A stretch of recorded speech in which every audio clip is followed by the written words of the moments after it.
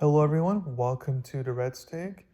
I'm having a special podcast here because tomorrow I'm going to go over the NBA playoffs predictions. But before I do that, for this podcast, I want to go over my updated NFL mock draft 2.0 because, as we know, the NFL draft is going to be at the end of this month, so it's coming around the corner. So it's time to go over my mock draft. Now, keep in mind here, I do not project trades like other draft analysts do. This is if the current picks and situation stands. This is what I'm predicting. So one Carolina. For a while, I had that being C.J. Stroud because that's what the rumors have been and all that. But now it sounds like it's going to go Bryce Young, which it should be. He's the best quarterback in the draft, only because of his size is the question marks. To me, I feel like he could have a two-way type of career where or like when he's like in a good system, which is going to have a good head coach. Um, he may be good for a year, but his career may not last that long. His career may end pretty short because of the size and all that. But when he is healthy, he's going to be good, in my opinion. The best one out of everyone else in the draft. Two, Houston. A lot of people think they're going to go quarterback here, but I think they're just going to go with the best player available because for Houston, while quarterback is a need, they just have so many other needs. It's better to take care of those other needs first and establish your culture first and all that, and then get the quarterback next year. That you can stick it out with Davis Mills for another year. Um, so I have them taking the best player in the draft, pass rusher Will Anderson Jr. from Alabama. Third is Arizona. Again, I think they're going to trade out, but since again, this is not a prediction thing. I'm not predicting that they are going to trade out. That means they're going to take defensive tackle Jalen Carter from Georgia. They are going to take that risk because they need a great defensive lineman, and he's the best one in the draft. Assuming there's no issues.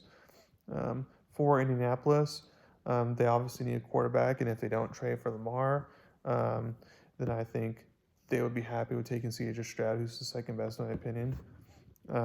Five is Seattle.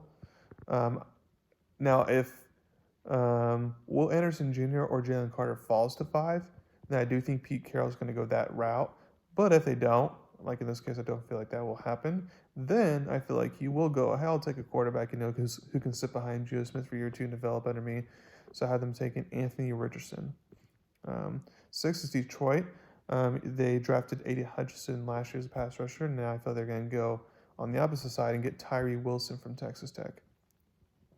Seven is Vegas. Now, luckily for Vegas, Will Levis falls down to them, so they pick him up, even though I think he's overrated. Eight is Atlanta. Now, they could go multiple options there because you could go another receiver, you could go another offensive lineman, um, to help out their quarterback and Desmond Ritter, who they're giving another year to, which I don't see anything in him, but that's their choice. But I feel like they could go defense here, and I feel like they're going to go with one of the best players available at this point, which is Christian Gonzalez, the cornerback from Oregon. Um, Provides them more depth, which they desperately needed more depth there last year. That was exposed. Um, Nine is Chicago. Now, again, it would make sense for them to go with the offensive line here, shore that up. But I think they're going to go pass rusher here since they traded their pass rusher earlier in the season at the trading deadline. So I've been picking up Miles Murphy from Clemson. 10 in Philadelphia. Now, again, at this point, you're just drafting for depth. You don't really not need a lot of instant impact type of players. So I'm gonna have to take a gamble on Luke Van Ness, pass rusher from Iowa, just because he's kind of raw, hasn't had a lot of playing time. So that's a risk Philly can afford to take. 11 Tennessee. Now a lot of people feel like if they can't get top four quarterbacks like they want to, because they're trying to trade up, then they'll go offensive line because they need a receiver because they desperately need that.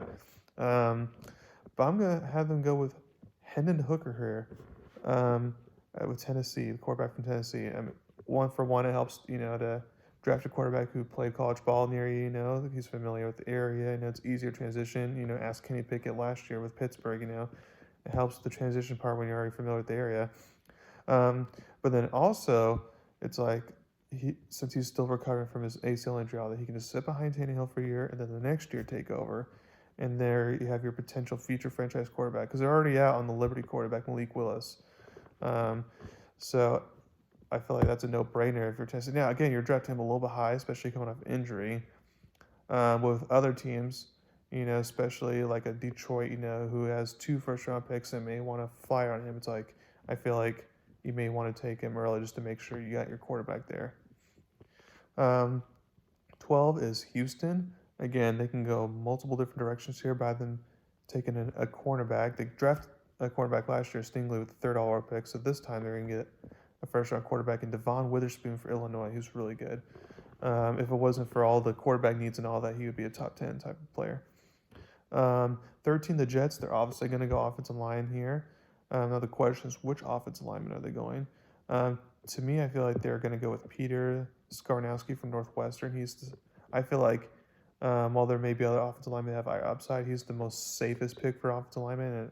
And since they went high upside with Mekhi Becton and that didn't work out, last time they drafted the big offensive tackle, I feel like they're going to go with the safer route this time and pick up Peter. 14, New England. Now, I'm going to throw a little bit of wrinkle here. They are going to go with a wide receiver, which they need. However, it's not going to be the wide receiver that they should pick. It's going to be Quentin Johnson from TCU. Because as we've seen with Bill Belichick, he's going to draft his guys, whether they're the best receiver on the board or best whatever player on the board or not. So I'm getting the TCU wide receiver there. 15, Green Bay. Now they desperately need a tight end here, so that would make a ton of sense. But also, if wide receiver Jackson Smith-Njigba from Ohio State, if he's falling down at this point, it's very tempting to get him. So while Green Bay doesn't draft receivers in the first round, I feel like they could finally break their streak here and draft the Ohio State receiver here to replace Allen Lazard.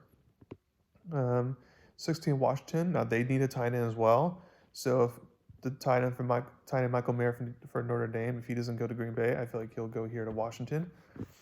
17, Pittsburgh. They obviously need an offensive lineman.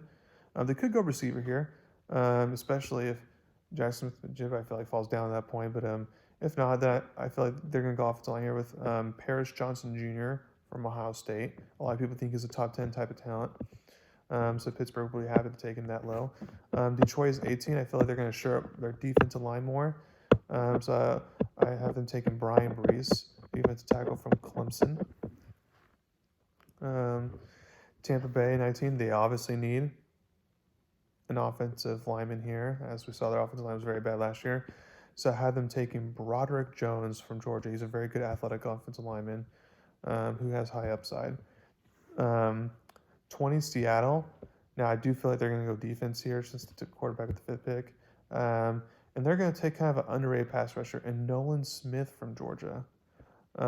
He's kind of flying up the draft boards recently. I feel like they're going to grab him and give themselves more help on that defensive line. Now, they also need help with defensive tackle specifically.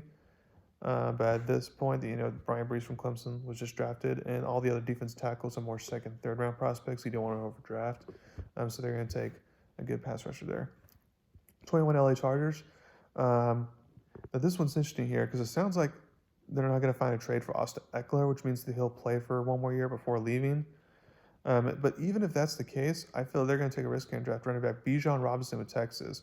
I mean, with Eckler and Robinson, that's a good duo. And then once Eckler leaves after this year, and then Robinson's the guy for the next 4 or 5 years, and you would have more help with a good quarterback and just a good scheme with Kyle Moore for the former offensive coordinator for the Dallas Cowboys. So I feel like that would be an excellent option for the Chargers there. And 22, Baltimore. Now, I know they just picked up Odell Beckham Jr., but I still feel like they could use more receiver help here, especially please Lamar Jackson if they're going to keep him. So I feel like they're going to draft Jordan Addison here from USC, a nice speedy guy to make the offense more dynamic. 23, Minnesota. Now, what's clear here is that they desperately need a cornerback help from last year. So I have them drafting a quarterback here, and I have it be Joey Porter Jr. from Penn State. 24, Jacksonville. I'm going to have them take a Florida offensive guard and Osiris Torrance. They could use some more online depth. Keep Trevor Lawrence upright. He plays college ball Florida, so it makes sense, keep him close to home. 25, New York Giants. Now, they're going to be a little bit reaching this point, but since they desperately need a receiver, I have them drafting Zay Flowers from Boston College. He's a very good underrated receiver. Again, maybe a little bit high, because he's more of an early second round than late first round, but, the Giants desperately need help there. 26, Dallas. Now, they need offensive line help as well, and it wouldn't surprise me if they go that direction. Again, they could also use a kind of like a third receiver, but it's a little bit reaching at this point. So I'm gonna have them take a tight end here, which they also need, with Dalton Schultz needed, and have them taking another Dalton Kincaid from Utah. I feel like he's going to be even better than Dalton Schultz was coming out of Utah. Ironically, so I have them having Kincaid fall right into the laps there. 27 Buffalo. Now, since Doug McDermott's a defensive coach and all that, and they like defense, it wouldn't surprise me if they go linebacker here. Since they lost some linebackers to Chicago, wouldn't surprise me if they go secondary here. But I had them taking an offense tackle because offense line help is what they desperately need. So I had them taking Anton Harrison, the offensive tackle from Oklahoma. 28 Cincinnati. I would say offensive line help here, but they recently signed Orlando Brown from the Chiefs. So at this point for Cincinnati, again, you're just drafting for depth at this point. Not a lot of holes. I feel like corners one they could definitely use depth with.